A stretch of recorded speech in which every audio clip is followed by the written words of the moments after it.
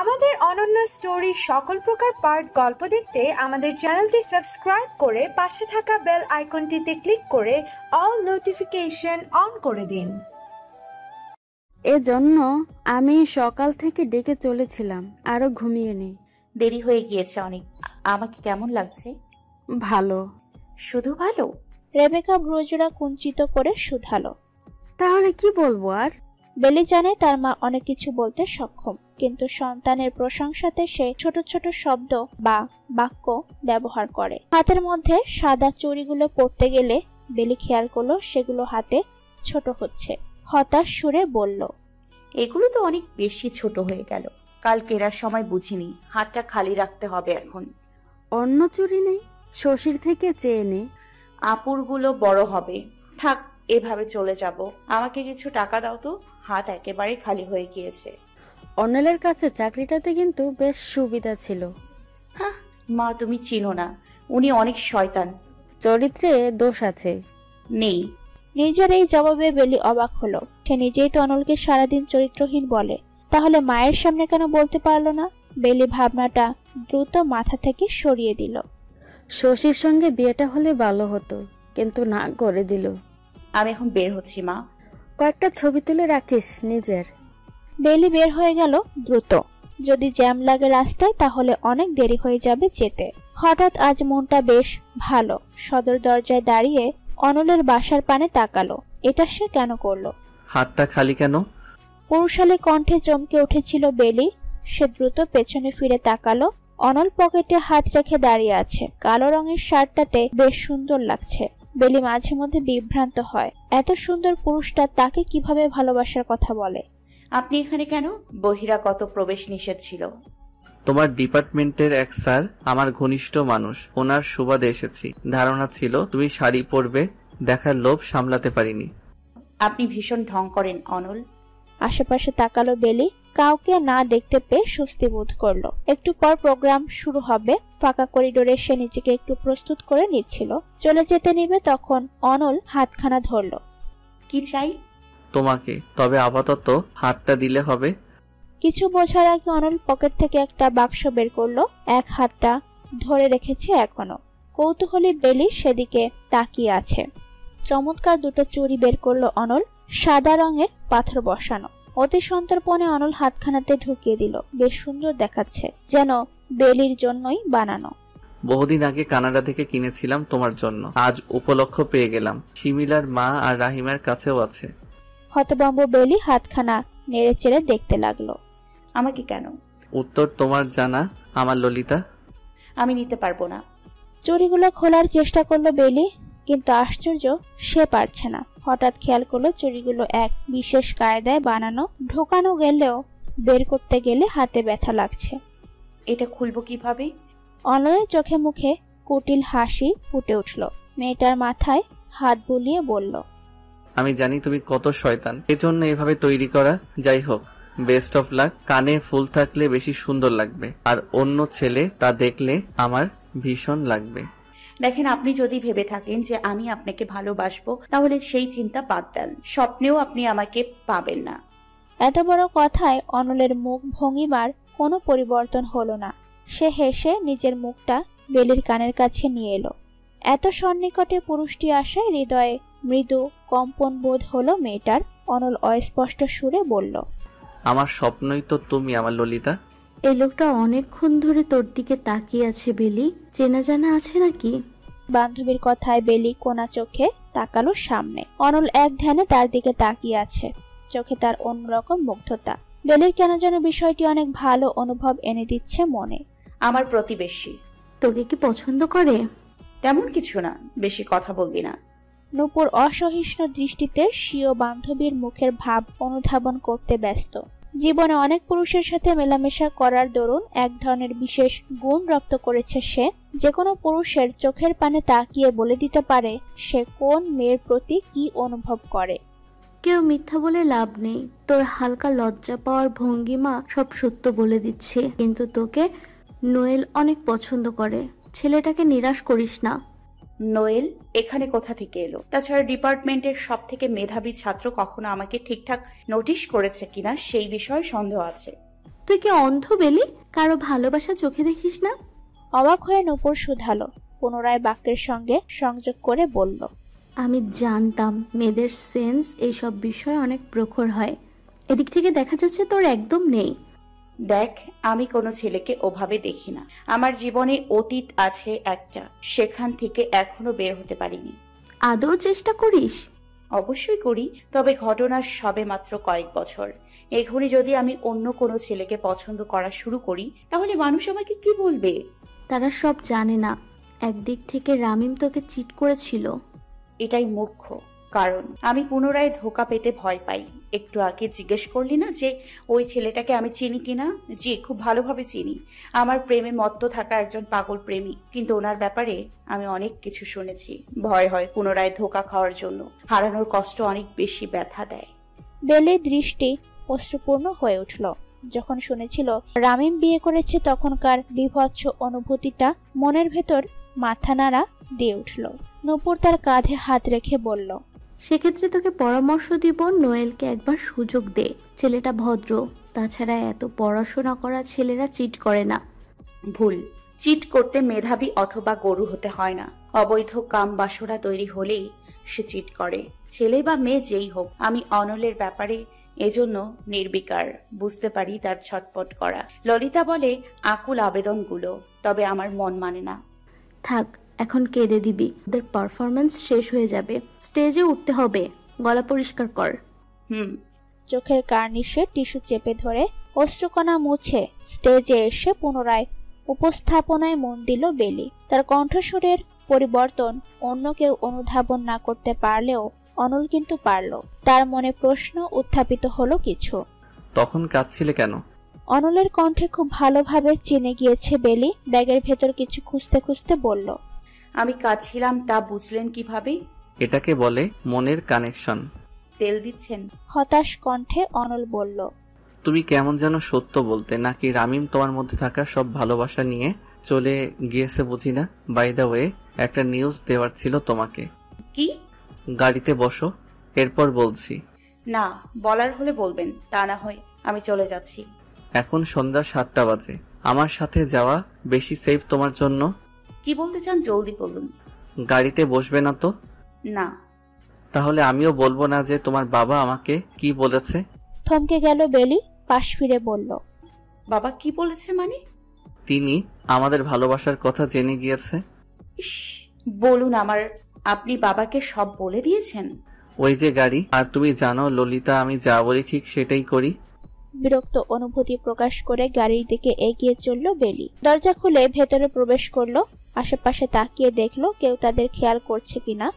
অনল তৎক্ষণাৎ ড্রাইভিং সিটে বসে, সিট বেল্ট লাগিয়ে নাও। বাইরনের কবিতা, ব্যথা পাবে তা নয়। আপনি কথাটা শেষ করুন। গাড়ি চালাতে আরম্ভ করলে অনল তোফাজ্জলের সাথে হওয়া ঘটনাগুলো বিস্তারিত বলল। তবে মেয়েটাকে দুর্ঘটনা বলার বিষয়টা আড়াল করে গেল। বেলির চোখ মুখ দেখে মনে হচ্ছে সে ভীষণ ভয় পাচ্ছে। কাঁপতে কাঁপতে বলল, যা হয়েছে ঠিক হয়নি। বাবা আমাকে ছাড়বে না। আপনার মধ্যে অনেক সমস্যা আছে অনল। ভয় নেই ললিতা, বেশি কিছু হলে আমরা পালিয়ে যাব। বছরখানেক বাদে ফিরে এলে শয়তান শ্বশুর কিছু করতে পারবে না। হ্যাঁ? রাগ করে না প্রজাপতি। বেলি মুখ ঘুরিয়ে রাস্তার দিকে মনোযোগ দিল। এটা তাদের বাসার রাস্তা নয় যে ক্ষণ বাদে তা অনুধাবন করতে পারল। কিন্তু সে কোনো প্রশ্ন করেনি, কারণ জানে এই পুরুষ অনেক বেশি জেদি। মিনিট 20 বাদে একটি 5 তারকা রেস্টুরেন্টের সামনে এসে গাড়ি থামলো। বেলি দাঁতে দাঁত পিষে বলল, আজ কেউ যদি আয়েশার জন্য আমাকে এখানে আনেন তাহলে এক মুভ করে ঘাড় ফেলে দিব। আমি কিন্তু ক্যারাটেতে অনেক ভালো। জানার কথা তা আপনার। আমরা ডেটে এসেছি, এসো নামো। গাড়ির দরজা খুলে তাকে নামতে সাহায্য করলো অনল। ভেতরে প্রবেশ করার আগে মেয়েটির হাতখানা শক্ত করে ধরল সে। বেলির অন্তঃকরণ তরঙ্গায়িত হলো, এক ধরনের উষ্ণতা ঘিরে ধরল তাকে। এই লম্বা চওড়া কান্তিমান পুরুষটাকে সে বিশ্বাস করতে চায়, কিন্তু মাঝখানে বৃহৎ এক অদৃশ্য দেয়াল বাধা দিয়ে চলেছে। একজন ওয়েটার এসে তাদেরকে আলাদা বিশেষ একটা জায়গায় নিয়ে গেল, সবুজ পর্দা দ্বারা সেখানটা আড়াল করা। ভেতরে ঢুকতে দেখতে পেল অনেক সুন্দর করে পরিবেশটা সাজানো। সিনেমাতে যখন নায়ক প্রপোজ করার জন্য সবকিছু সুন্দর করে সাজিয়ে নায়িকাকে সারপ্রাইজ দেয়, ঠিক তেমন। এসো ললিতা। একটা চেয়ার টেনে বেলিকে বসালো অনল। ওয়েটার অর্ডার নিয়ে চলে গেল। হঠাৎ এখানে নিয়ে এলেন কেন? তোমার বাবার সাথে সরাসরি আমি একটা যুদ্ধে নেমেছি। এখন যেটা সম্ভব একমাত্র তোমাকে পাওয়ার মাধ্যমে। আমি তোমাকে ভালোবাসি ললিতা। দেখেন অনল, শাট আপ। রাগ উঠাবে না উল্টাপাল্টা বলে। যান, বলবো না কিছু। বেলি মুখটা গোমরা করে রাখলো। অনল খেয়াল করলো প্রথমবারের মতন মেয়েটা তার সাথে অভিমান করেছে। ক্ষণে ক্ষণে ভেতরে সে পুলকিত বোধ করতে লাগলো এই নিয়ে। আস্তে ধীরে নরম হাতখানা ধরলো। এখানে একবার কি সে চুমু খাবে? হঠাৎ সে বেলির সামনে হাঁটু গেড়ে বসলো, মুখটা বাড়িয়ে বেলের পেটের মধ্যে বরাবর গুজে নিল। বিষয়টা এত তাড়াতাড়ি হলো যে বেলির মুখ দিয়ে অস্পষ্ট একটা কণ্ঠে অনল শব্দটা উচ্চারণ হলো। অনল তাকে থামিয়ে বলল, নিজের মনে ডুব দিয়ে পেয়ে যাও জীবনের সন্ধান। তুমি যদি আমার না হও নিজের তো হও। বেলি শাড়িটার অর্থ খুব বেশি বুঝতে পারেনি। অনল মুখটা উঁচু করে বলল, তুমি নিজের হও আগে মাই ললিতা। তোমার মনকে খালি করো, এরপর সেখানে আমি ফুলের বাগান তৈরি করব। আমাকে সুযোগ দাও একবার। বেলি ঘন ঘন নিঃশ্বাস নিচ্ছে। প্রিয়তমার এত নিকটে থেকে মস্তিষ্ক শূন্য হয়ে যাচ্ছে অনলের। সে ললিতার বুকে মাথা রেখে হৃদস্পন্দন শুনতে লাগলো। কতদিনের ইচ্ছে আজ পূর্ণতা পেল তার। বেলি একবার বাধা দিয়ে বলতে চাইল এ অধিকার তার নেই, কিন্তু ক্রমশ এই আগুনের রাজা প্রেম বানে তার মনের ভেতর সবকিছু ঝলসিত হচ্ছে। অনল, সরে যান আমার থেকে। আপনার সাহস কিভাবে হলো? বেলি নিজের শরীরের সবটুকু শক্তি দিয়ে ছাড়িয়ে নিল অনলকে। দীর্ঘশ্বাস ফেললো প্রেমিক পুরুষটি। বেলি কিছুটা দূরে দাঁড়িয়ে জোরে জোরে শ্বাস নিচ্ছে। হৃৎপিণ্ডের লাবডাব শব্দখানা বোধ হয় আশেপাশের সবাই শুনতে পাবে, ঠিক এতটা জোরে নিঃশ্বাস নিচ্ছে। অনল মেঝেতে বসেই মলিন হাসলো। এই একটা নারীকে সে আর কিভাবে সবকিছু বললে বিশ্বাস করবে? এখন শুধু নিজের মনটা তোমার পায়ে এনে রাখা বাকি বেলি। তখনও সন্দেহ থেকে যায় যে আদতে তুমি আমার হবে কিনা। পছন্দ বা ভালোবাসার বিষয় পরে আপনি আমার এতটা কাছে আসার অধিকার রাখেন না। এর আগেও এসেছেন নাকি সবটা শরীরের চাওয়া? ইয়েস, সব শরীরের চাওয়া। ভালো বলেছে আমার ললিতা। অনলের ভীষণ কষ্ট অনুভব হচ্ছে। ওয়েটার আসার পূর্বে সে চেয়ারে উঠে বসলো। বেলিকে ইশারা করে বলল, বসো, আমি তোমাকে আর স্পর্শ করব না। না, আমি বাড়ি যাব। খেয়ে যাও। আমি অফিসিয়ালি আজ তোমাকে প্রপোজ করেছিলাম। এতটুকু ব্রেইনও যদি তোমার মধ্যে থাকতো। এখানে বসো, আমি তোমাকে কয়েকটা কথা বলি। Shut up. বসতে বলেছি এখানে। প্রথমবারের মতন অনল যেন বেলির ওপর বিরক্তি প্রকাশ করলো। মেয়েটা আস্তে করে তার সামনের চেয়ারে বসলো। তোমার কি মনে হয় যে আমি বেহায়া? এত অপমানের পরেও তোমাকে ভালোবাসার কথা বলে যাচ্ছি। বলো ললিতা। আমি জানি না। তোমাকে আমি একদিন দেখেছিলাম রাস্তার মধ্যে একটা মেয়ের সাথে তুমুল ঝগড়া লাগিয়েছিলে। হাতাহাতি হবে দেখে আমি তোমাকে সরিয়ে দিয়েছিলাম। যদিও কখনো আমাকে খেয়াল অবধি হয়নি তোমার। এতটা অবহেলা পেয়েছি, অথচ আমার স্বভাব ও রাগ সম্পর্কে আইডিয়া নেই তোমার। ওয়েট, একটা জিনিস দেখাবো। অনল ডান পা বাহিরের দিকে বাড়িয়ে দিল। প্যান্টটা কিছু উঠালে পায়ের গোড়ালির ওপর বেশ কিছুটা জায়গায় কালশিটে হয়ে আছে। স্মরণে হচ্ছে কিছু দ্বারা আঘাত করা হয়েছে। ঈষৎ হলদেটে ত্বকের মধ্যে গোলাকার কালশিটে অংশটিকে দ্বীপের পাশে ছোট প্রবালের মতন লাগছে। ব্যথা পেলেন কিভাবে? তোমাকে আমার প্রচুর থাপড়াতে মন চায়, কিন্তু তা সম্ভব হয় না দেখে নিজেরই অবস্থা করি। এটা আমি কেন দেখালাম? মুখ্য কারণ হলো আমার রাগ সম্পর্কে আইডিয়া নেই। আমি তোমাকে হারাতে চাই না ললিতা, এজন্য যে কোনো মূল্যতে অর্জন করতে চাচ্ছি। তবে রাগ উঠলে তোমার জন্যই ভালো হবে না। আপনি তো মেইন পয়েন্টটা খেয়াল করছেন না। এই যে আমি আপনাকে ভালোবাসি না। মাথা মোটা মেয়ে। অনল কিছু বলতে গিয়েও থেমে গেল। ওয়েটার এসে তাদের সামনে খাবার সার্ভ করে রাখলো। চলে গেল অনল পুনরায় বলল, তুমি আমাকে ভালোবাসো ললিতা, এটা চিরন্তন সত্য, যা মানতে নারাজ তুমি। আমি জানি না, আর আপনি জেনে গেলেন আমি চিরজীবন অবিবাহিত থাকবো না। একদিন না একদিন সমাজ ও পরিবারের নিয়ম অনুসারে বিয়ে করতে হবে। তখন কি আমি বুঝতে পারবো না যে আমি আদৌ অপর মানুষটার প্রতি প্রণয় অনুভব করি কিনা? আপনি ফ্যান্টাসি জগতে বেঁচে আছেন, অথবা অতি সুন্দর, মেধাবী ও যোগ্যতা সম্পন্ন হওয়ায় ধরে নিয়েছেন যে কোনো মেয়ে আপনার সাথে শুয়ে পড়ার জন্য তৈরি। আমি এমন না, সরি, কিন্তু আমার দ্বারা আপনার সঙ্গে বসে একসাথে খাওয়া সম্ভব না। রামিমকে হয়তো আমি এখনো ভুলিনি, কারণ আমি জীবনে অনেক বড় ধাক্কা পেয়েছিলাম। তাই বলে যাকে তাকে নিজের জীবনে আনার মতন বোকা নই। ভালো থাকবেন মিস্টার কাশফ। বেলি কথাগুলো বলে ব্যাগ হাতে বের হয়ে গেল। একটিবারও বাধা দেয়নি অনল। দীর্ঘশ্বাস ফেলে চেয়ারে হেলান দিয়ে বসে রইল। সে ক্লান্ত, ভীষণ ক্লান্ত হয়ে উঠেছে। যেখানে স্বপ্নেরা এতক্ষণ ছুটোছুটি করছিল, সেখানে এখন একরাশ বেদনা এসে ভর করেছে। বেলিকে শেষবার কিছু সে বলতে চেয়েছিল, কিন্তু পারল না। শশীকে আজ দেখতে আসবে। ছেলে ব্যবসায়ী, নিজের পারিবারিক ব্যবসাকে দেখাশোনা করছে। দেখতে শুনতে সবকিছু ভালো দেখে বিয়ে অনেকটা ঠিকই হয়ে গিয়েছে, শুধু দিনক্ষণ বাকি। আয়নার সামনে দাঁড়িয়ে নিখুঁতভাবে কাজল পড়তে ব্যস্ত শশী। মেয়েটা অনেক বেশি সাজতে পছন্দ করে। মাঝে এত কঠিন ধাক্কায় জীবন থেকে বোধহয় রংটা হারিয়ে ফেলেছিল। গুনগুন করে গান গাইতে সে বেলিকে শুধালো, এভাবে কি দেখছিস? অনেকদিন পর তোমাকে এমন হাসি খুশি দেখতে পেলাম, এভাবে থেকো। আমি সত্যি বলতে আজ অনেক খুশি। রাতের সঙ্গে বিয়েটা আমার স্বপ্নের মতো মনে হচ্ছে। কখনো যে হবে সে ধারণা অব্দি আমার ছিল না। আমাদের সাথে অনেক সময় ধারণার বাইরে অনেক কিছু হয়ে যায়। যাই হোক, এত মেকআপ করো না, সিম্পল থাকো, দেখতে ভালো লাগবে। ঠিকই তো, না থাক, আর মেকআপ করবো না। শশী হালকা করে লিপস্টিক দিয়ে নিজের সাজ সম্পূর্ণ করলো। দেখতে অনেক মিষ্টি লাগছে। বেলি নিজেও আয়নার দিকে তাকালো। কতটা রোগা হয়ে যাচ্ছে সে। আশ্চর্যভাবে 3 মাসেও তাকে বেশ ভালো দেখাতো, কিন্তু এখন আবার সেই পূর্বের মতন লাগে। বেলি নিজের মনকে শাসালো। এখন নিশ্চয়ই মনটা আবার ভাববে যে সবটা অনলের জন্য ছিল। পুরুষটি তার সাথে সঙ্গে দূরত্ব তৈরি করার পর থেকে সবকিছু বদলে গেল। এসব বেলি ভাববে না। দীর্ঘ লম্বা একটা শ্বাস নিয়ে সামনে থেকে লিপস্টিকটা হাতে তুলে লাগাতে লাগলো। এই বেলি, এইভাবে শুধু লিপস্টিক দিলে চেহারা আরো ফ্যাকাশে দেখাবে। আই তো ভালোভাবে সাজিয়ে দিই। না আপু, আমি ঠিক আছি। শশীর ফোনটা বেজে উঠল। স্ক্রিনে অনলের নামটা দৃষ্টিগোচর হলো বেলির। হৃদয়টা কেমন যেন করে উঠল। এক শূন্য হাহাকার বেজে উঠল বুকের ভেতর। সেদিন রাতে রেস্টুরেন্টে দুজনের মধ্যে তর্ক হওয়ার পর থেকে পুরুষটি তার সঙ্গে কথা বলে না। বেলি ভেবেছিল বিগত সময়ের মতন এবারও কয়েকদিন পর সব ঠিক হয়ে যাবে, কিন্তু যত দিন যাচ্ছে তত যেন আশার প্রদীপের আলোর উজ্জ্বলতা কমে আসছে। এখনো তাদের মাঝে মধ্যে দেখা হয়, কিন্তু কথা হয় না। এক ধরনের কটু উপেক্ষা তাকে করে চলেছে অনল। শশী কথা বলে ফোনটা রেখে দিল।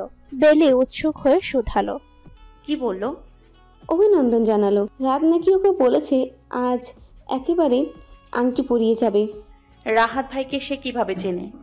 অনলের পরিচিত, বিজনেস পার্টনার। সিকান্দার আঙ্কেলের তো বিয়ের প্রস্তাবটাই এনেছে।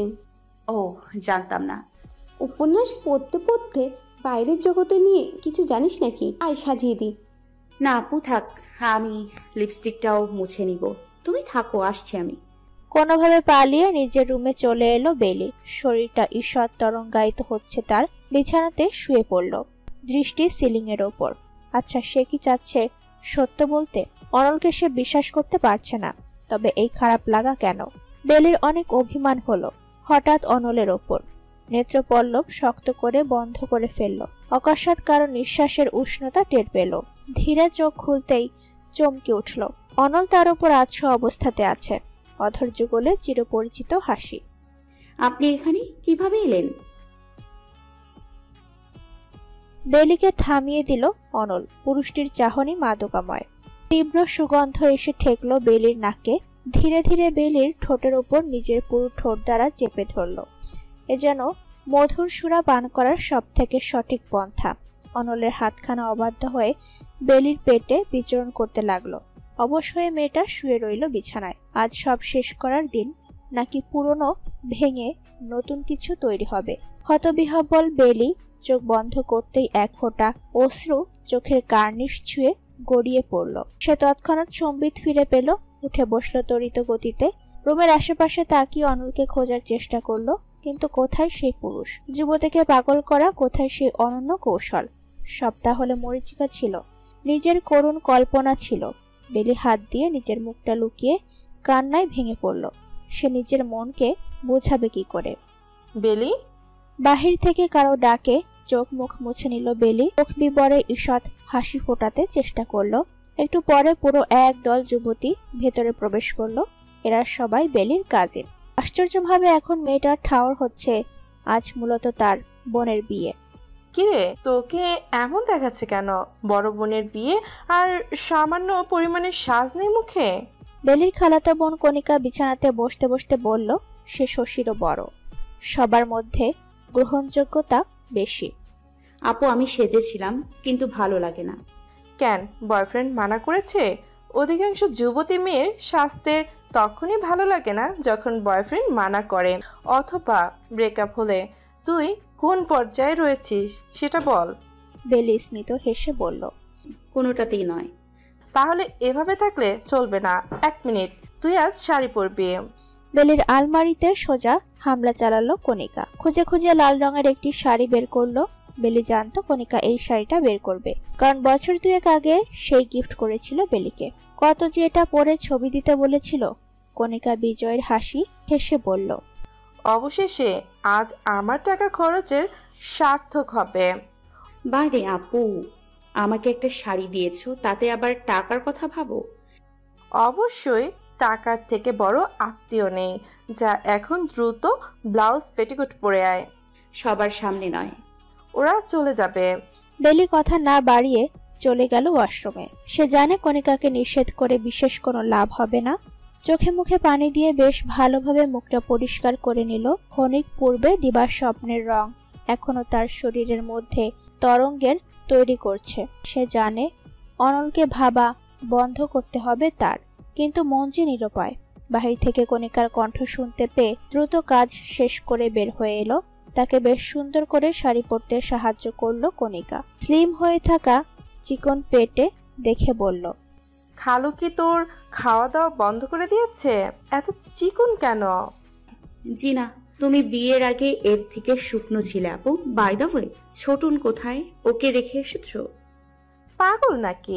ও কেবল 2 বছরের বাচ্চা, আমাকে ছাড়া বাসায় থাকবে না। তোর দুলা ভাইও সাথে এসেছে। মনে হচ্ছে আজই উঠে নেবে। আমি জানতাম না এত মানুষ আসবে। এত বড় খুশি সবার সাথে ভাগ করে নিতে হয়। এর জন্য খালু যারা ঢাকায় ছিল তাদের সবাইকে ডেকেছে। শশীকে সে অনেক ভালোবাসে, এটা তো আমরা সবাই জানি। বেশি দীর্ঘশ্বাস ছাড়ল। সে জানে তার বাবা সত্যি শশীকে অনেক ভালোবাসে। সেই তুলনায় বেলি কখনো ভালোই পায়নি। সবসময় একটা দূরত্ব বজায় রেখেছে তাদের মধ্যে। ছোটবেলায় বিষয়টা বুঝতে পেরে বেলি অনেক অবাক হয়েছিল। বাবা মা সত্যি পৃথিবীতে সন্তানদের মধ্যে পার্থক্য করতে পারে, কিন্তু যত বড় হয়েছে তত অনুধাবন করতে সক্ষম হয়েছে সত্যি এরকম হয়। কোন ভাবনায় ডুবে গিয়েছিস? কিছু না, তাড়াতাড়ি করো, আমাকে আবার নিচে ডাকবে। আমার মন যেন ইদানিং কেমন হয়ে উঠেছে। পরে দেখা যাবে সব ছেড়ে বসে আছি রুমে। আমার উপর বেয়াদবি করলে সোজা পিঠে পড়বে, তাই সাবধান। বোনের বিয়েতে এভাবে ঘুরে লোকে কি বলবে? ও তো। বেলি হেসে উঠল। এখন মনটা ভালো লাগছে তার। সত্যি তো তার অবস্থা ভালো ছিল না, পরে এটা নিয়ে কথা হতো।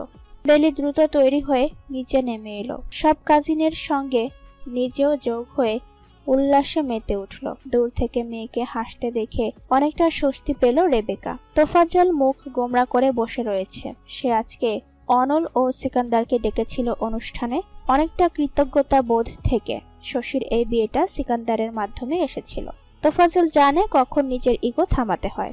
খোঁজ খবর নিয়ে দেখলো রাহাত বিয়ের বাজারে চড়া দামে হাঁকানো বর। এটাকে হাতছাড়া করা যাবে না কোনোভাবে, তাই তো রাজি হয়েছে। কিন্তু যেদিন সবকিছু চূড়ান্ত হলো সেদিন কেউ এলো না। অনলের না আসার কারণ কিছুটা আন্দাজ করতে পারে সে বেলির ভেঙে পড়া শরীর দেখে। মন থেকে বিদ্রুপের হাসি বের হয়ে এলো মেয়ের জন্য। আপাতত বিষয়টা মাথা থেকে বের করে ফেললো। সামাজিকতার আবদ্ধ হয়ে সে দাওয়াত দিয়েছিল, এর পরেও দিবে। এত তুচ্ছ বিষয়ে মাথা ঘামাবে না এখন সে।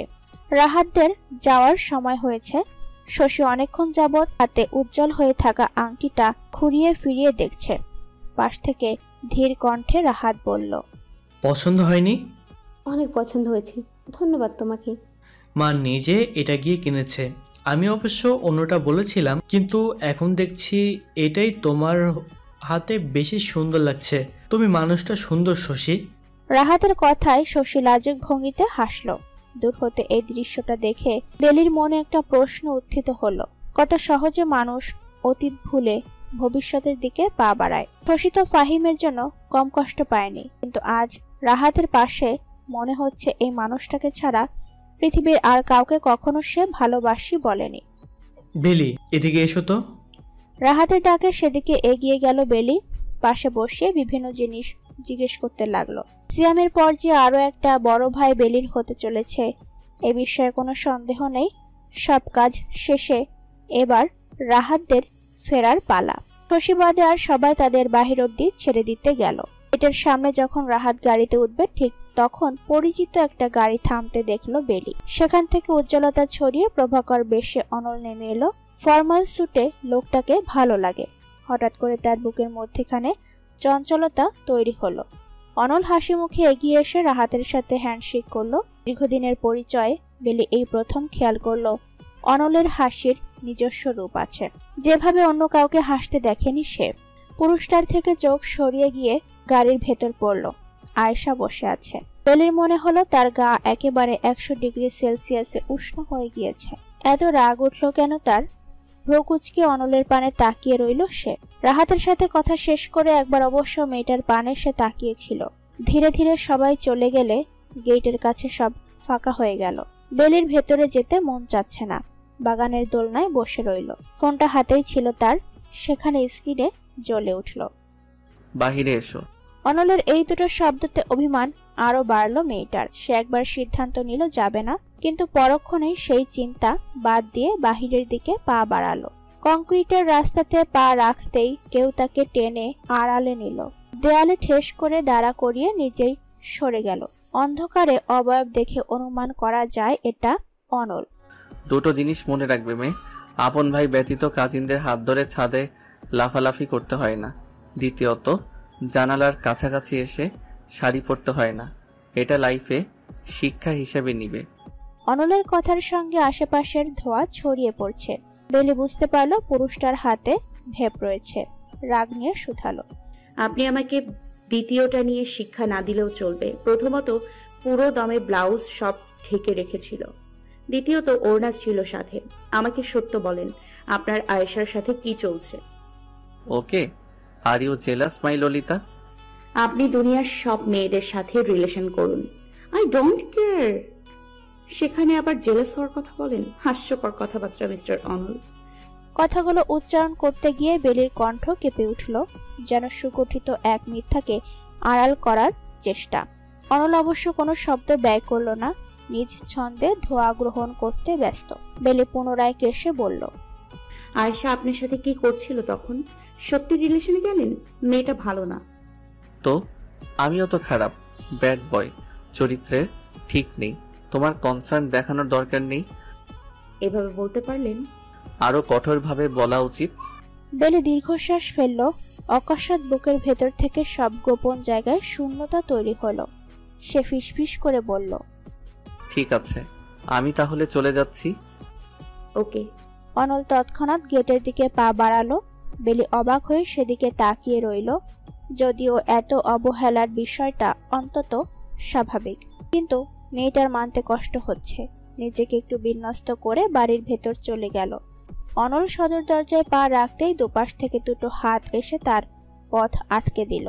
অনল বিরক্ত হয়ে বলল, কি চাস তোরা? রাহিমা লম্বা হাই তুলে বলল, আমরা টাকা চাই। ফ্রি ফ্রি গোয়েন্দাগিরি করে দিয়েছি। বর্তমান যুগে টাকা ছাড়া কোনো কাজ হয় না। অনিম, তুই টাকা চাস?